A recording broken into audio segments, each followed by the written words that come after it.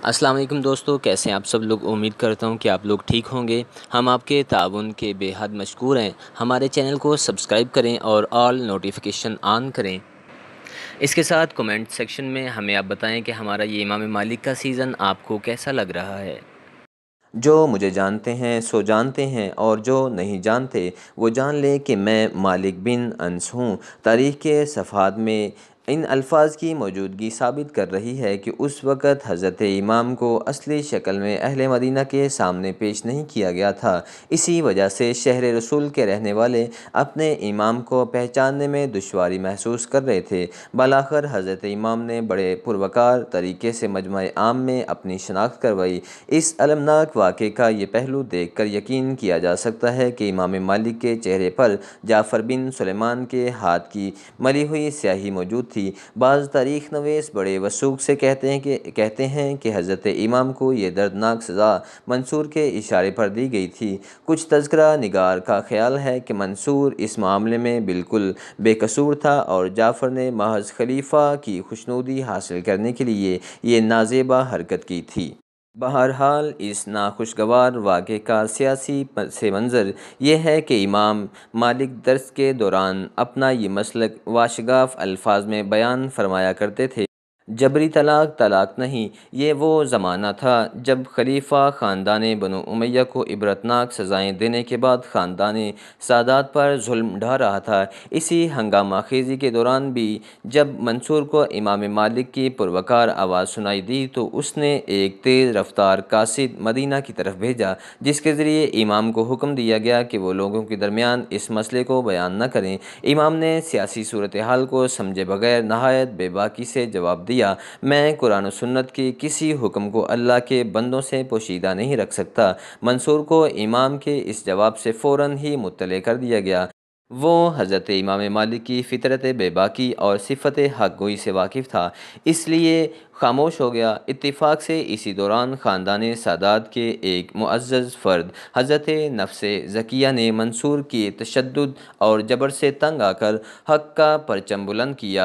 آل فاطمہ کا یہ بلند حوصلہ فرزند میدان کارزار میں بڑی شجاعت کے ساتھ لڑا، مگر فن جنگ سے ناواقفیت کے سبب شکست خوردہ حالت میں مارا گیا۔ کچھ تاریخ نویس کا خیال ہے کہ جبری طلاق کے مسئلے میں امام مالک کا مسلک نفس زکیہ کی شہادت کا سبب بنا۔ مشہور مورخ طبری کا بیان ہے: لوگ امام سے خلافت عباسیہ کا شکوہ کیا کرتے تھے کہ ہمارے گلے میں منصور کی بیعت کا طوق ہے۔ جواباً امام نے فرمایا کہ تم سے جبری بیعت لی گئی ہے اور بیعت جبراً نہیں ہوتی۔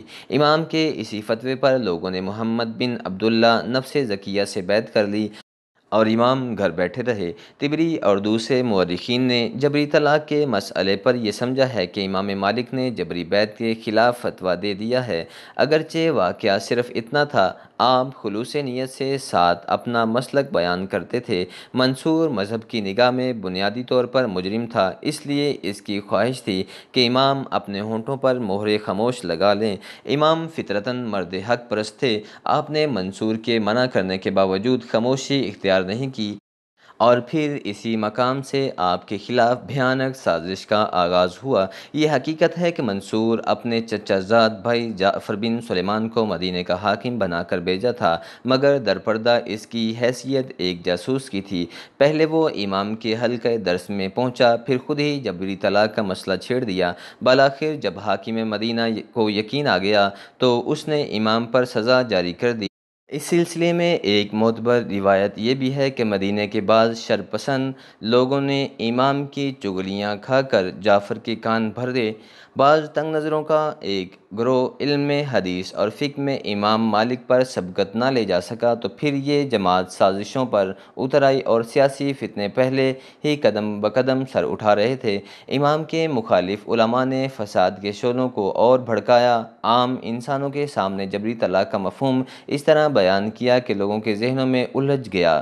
خدا کے سادہ دل بندوں کو بتایا گیا کہ امام مالک جبری طلاق کی آڑ میں خلافت عباسیہ کا انکار کر رہے ہیں۔ پہلے پہلے لوگوں میں سرگوشیاں ہوئیں اور پھر یہ مسئلہ ایک زبان سے دوسری زبان تک منتقل ہونے لگا۔ خلیفہ منصور کے جاسوس مدینہ کی ایک گلی میں گھوم رہے تھے۔ کسی جاسوس نے عامل مدینہ جعفر بن سلیمان کو بتایا کہ امام مالک اس طرح کہتے ہیں۔ اس نے اپنی تحقیق اور جستجو کا دائرہ بڑھا دیا اور پھر ایسے علماء کو اپنے دربار میں طلب کیا جو امام مالک کی عزت اور شہرت سے حسد کرتے تھے۔ ان حضرات نے خوف خدا سے بے نیاز ہو کر امام مالک کی برائیاں کیں اور ان کے بیانات کے سبب اہل مدینہ منصور کی خلافت کو جبری سمجھ رہے تھے۔ یہ سلسلہ بہت دنوں تک جاری رہا۔ کیا اذیت ناک مذاق تھا جو علماء امام مالک کے ساتھ اور ان کی مجلس درس میں بیٹھ کر اکتساب علم کیا کرتے تھے، وہی جعفر بن سلیمان کے درمیان جا کر امام کو مفسد قرار دیتے تھے۔ بالآخر اہل علم کی اس منافقت نے امام کے چاروں طرف سازش کا منصوبہ حصار کھینچ دیا اور پھر وہ دردناک واقعہ پیش آیا جس پر اہل دل آج بھی خون کے آنسو روتے ہیں۔ عام تحقیق یہی ہے کہ جعفر بن سلیمان نے خلیفہ منصور کے علم میں لائے بغیر امام مالک کو سخت ترین سزا دے ڈالی۔ اس طرح وہ حکومت کے ایک بڑے مخالف کو جسمانی آزار پہنچا کر خلیفہ کی نظروں میں سرخ رو ہونا چاہتا تھا۔ کچھ لوگوں کا خیال ہے کہ امام مالک کے ساتھ یہ ذلت آمیز سلوک خلیفہ منصور کی مرضی کے مطابق کیا گیا۔ جو لوگ منصور کو اس واقعے سے بے خبر سمجھتے ہیں، انہیں مزاج شہریاری کا اندازہ ہی نہیں ہے۔ منصور وہ ذہین ترین حکمران تھا جو اپنے دشمنوں کی ایک ایک حرکت پر گہری نظر رکھتا تھا۔ اس کے جاسوس مختلف لباس میں شہر بشہر گھوم رہے تھے۔ اب رہے امام مالک تو منصور اس راز سے بھی واقف تھا کہ آپ اپنی بھوکی بچی کی چیخوں کو پڑوسیوں سے چھپانے کے لیے چکی چلانے کا حکم دیتے تھے۔ جس کی نظر امام کے گھر کے اندرونی گوشوں پر بھی جمی ہو، وہ اتنے بڑے واقعے سے کس طرح بے خبر رہ سکتا ہے؟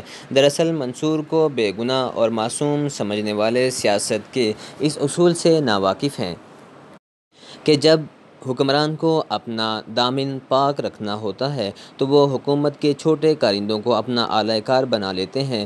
قتل وہ خود کراتے ہیں، الزام کسی اور پر آتا ہے۔ حضرت امام مالک کے سلسلے میں اسی حکمت عملی سے کام لیا گیا۔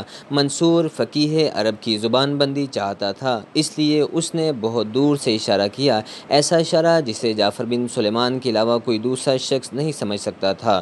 بہرحال اس المناک واقعے کے بعد جب آپ کے زخم بھر گئے تو آپ نے اسی شان سے دوبارہ درس دینا شروع کر دیا۔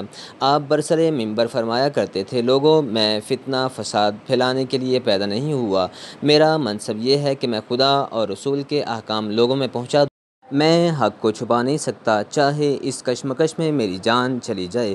میری تقریروں میں شاعرانہ تشبیہات و استعارات نہیں ہوتے۔ میں مذہبی امور کی تشریح میں کنایات کو جائز نہیں سمجھتا۔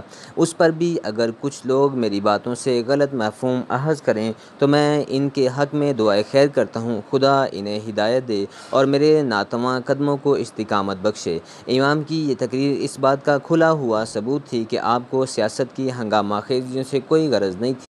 اس کے ساتھ ہی آپ نے حکام پر یہ بات بھی عیاں کر دی کہ اگر حقیقت بیان کرنے کی وجہ سے یہ سزا دی گئی تھی تو امام بار بار اس جرم کا اعادہ کریں گے۔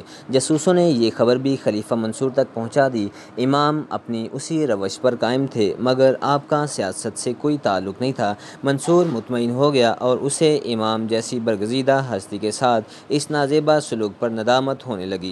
اسی سال خلیفہ منصور حج کے لیے آیا تو اس نے اپنے ایک خاص مصاحب کو امام مالک کے پاس معذرت کے لیے بھیجا۔ مصاحب نے امام کو بتایا کہ امیر المومنین اس تکلیف دہ واقعے پر سخت شرمندگی محسوس کرتے ہیں اور ان کی خواہش ہے کہ وہ آپ کے روبرو اپنی معذرت کا اظہار کریں۔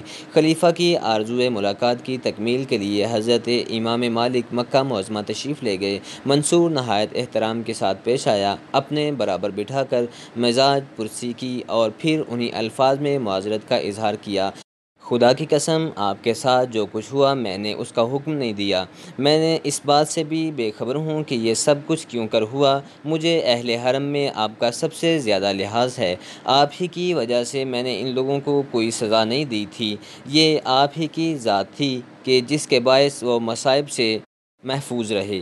یہ لوگ بہت جلد فتنے میں داخل ہو جاتے ہیں۔ خدا کی قسم، میں نے جعفر بن سلیمان کے لیے حکم جاری کر دیا ہے کہ اسے عراق تک گدھے پر لاد کر لایا جائے۔ میں نے یہ بھی حکم دیا ہے کہ اسے سخت ذلت کے ساتھ قید خانے میں بند کر دیا جائے۔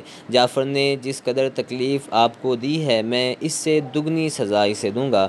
امام مالک نے خلیفہ منصور کی معذرت کو غور سے سنا اور پھر آپ کی شرافت نفسی جذبہ انتقام پر غالب آ گئی۔ آپ نے باوقار انداز میں منصور سے فرمایا، امیر المومنین، میں نے اس واقعے کو فراموش کر دیا ہے۔ اگر آپ جسمانی تکلیف سے متاثر ہوئے ہیں تو خدا آپ کو عافیت رکھے اور مقام بلند عطا فرمائے۔ میں نے جعفر بن سلیمان کو بھی رسول اللہ صلی اللہ علیہ وآلہ وسلم کے خاندان سے تعلق رکھنے کے باعث معاف کر دیا۔ خدا آپ کو بھی معاف کرے۔ امام کے یہ الفاظ آپ کی شان جلالت پر روشن دلیل تھی۔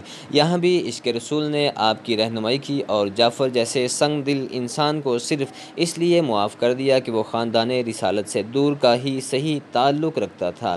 امام کی اعلیٰ ظرفی اور بلند کرداری تو ساری دنیا پر ظاہر تھی، لیکن منصور کے بارے میں کہنے والے کہتے ہیں کہ اس نے مبالغہ آرائی سے کام لیا اور معذرت میں احتیاط نہیں برتی۔ جس طرح منصور نے اس سنگین واقعے سے لا علمی کا اظہار کیا، وہ ایک سیاسی بیان سے زیادہ اہمیت نہیں رکھتا۔ اس نے اپنی مختصر سی گفتگو میں دوبارہ خدا کی قسم کھائی، مگر کسی نے ایک بار بھی نہیں دیکھا کہ منصور نے جعفر بن سلیمان کو ہلکی سی بھی سرزنش نہیں کی۔ اس سے ظاہر ہوتا ہے کہ منصور نے امام کے سامنے جھوٹ بول کر اپنا دامن بچانے کی کوشش کی تھی۔ اس سے قطع نظر کہ خلیفہ منصور اس اندوہناک واقعے میں ملوث تھا یا نہیں، امام کی عظمت و بزرگی میں کوئی کمی نہیں آئی۔ جو کوڑے مالک بن انس کی پشت پر برسے تھے، در حقیقت وہ عبرت کے تازیانے تھے، جن کے گہرے نشانات آج بھی خلافت عباسیہ کی پیٹھ پر دیکھے جا سکتے ہیں۔ منصور نے امام کے سامنے کتنی بھی عیاری سے کام لیا ہو، مگر وہ دوران گفتگو اس مرد جلیل کی ہیبت اپنے دل پر محسوس کر رہا تھا۔ ایک عام نظر رکھنے والا بھی منصور کا معذرت نامہ سن کر اندازہ کر سکتا تھا کہ منصور کے الفاظ خوشامدانہ تھے۔ وہ امام کی شان جلالی سے اس قدر مرعوب تھا کہ بار بار قسمیں کھا کر اپنے احساس ندامت کو چھپا رہا تھا۔ یہی امام کی فتح تھی کہ آپ کے روبرو خلافت کی بے لگام زبان بھی لڑکھڑا رہی تھی۔ بالآخر حاسدین رسوا ہوئے اور امام کی آزمائش کا زمانہ سلامتی سے گزر گیا۔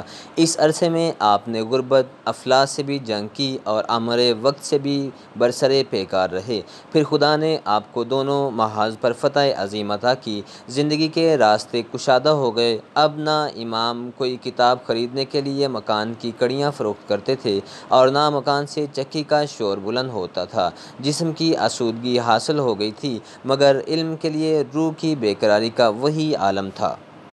حضرت امام فرماتے ہیں، میں نے اپنی زندگی میں کبھی کسی جاہل یا کم عقل انسان کی صحبت اختیار نہیں کی۔ یہ ایک ایسا شرف ہے جس میں آپ کا کوئی ہمسر نہیں۔ حضرت امام نے اپنے دور طالب علمی میں بڑی اذیتیں برداشت کیں، لیکن جب خود مسند درس پر بیٹھے تو اہل طالب کے لیے اپنے دروازے کھول دیے۔ اس ذیل میں حضرت امام شافعی کا واقعہ اتنا عجیب ہے کہ پوری تاریخ انسانی میں چند مثالیں ہی بڑی مشکل سے مل سکتی ہیں۔ حضرت امام شافعی کے مالی حالات بہت خراب تھے، مگر اس کے باوجود آپ تعلیم حاصل کرنا چاہتے تھے۔ امام شافعی نے تحصیل علم کے لیے حضرت امام مالک کا انتخاب کیا، لیکن امام کی بارگاہ میں حاضر ہونے کی جرأت نہیں پاتے تھے۔ مجبوراً آپ والی مکہ کے پاس تشریف لے گئے اور تمام صورتحال بیان کر دی۔ والی مکہ امام شافعی کی طرز گفتگو اور شوق علم دین سے بہت متاثر ہوا۔ اس نے حضرت امام مالک اور والی مدینہ کے نام سفارشی خطوط لکھے۔ پھر امام شافعی کو یقین دلاتے ہوئے کہا کہ اب ان کی راہ میں کوئی رکاوٹ نہیں ہوگی۔ امام مالک اس خط کو دیکھ کر اپنی آمادگی کا اظہار کر دیں گے۔ امام شافعی نہایت شادمانی کے عالم میں ان سفارش ناموں کو لے کر مدینہ المنورہ کی طرف روانہ ہوئے۔ اب انہیں اپنی ایک ناآسودہ خواہش کی تکمیل بہت قریب نظر آ رہی تھی۔ امام شافعی نے بڑے پرجوش انداز میں والی مدینہ کو وہ خط پیش کر دیا، مگر جیسے جیسے حاکم مکہ کی تحریر پڑھی جا رہی تھی، والی مدینہ کا چہرہ اداس ہوتا چلا گیا۔ پھر اس نے بڑے افسردہ لہجے میں امام شافعی سے کہا، نوجوان، مدینہ سے مکے تک گھسٹتے ہوئے جانا میرے لیے آسان ہے، مگر امام مالک کا مکان میری پہنچ سے بہت دور ہے۔ امام شافعی والی مدینہ کے جواب پر حیران رہ گئے، بولے آپ کی اقامت گاہ سے امام مالک کا مکان چند قدم کے فاصلے پر ہے۔ پھر یہ مجبوری امام شافعی سر سے پاؤں تک ایک سوال بن گئے تھے۔ چینل کو سبسکرائب کریں، بیل آئیکن پریس کریں، ویڈیو کو لائک، شیئر اور کمنٹ کریں۔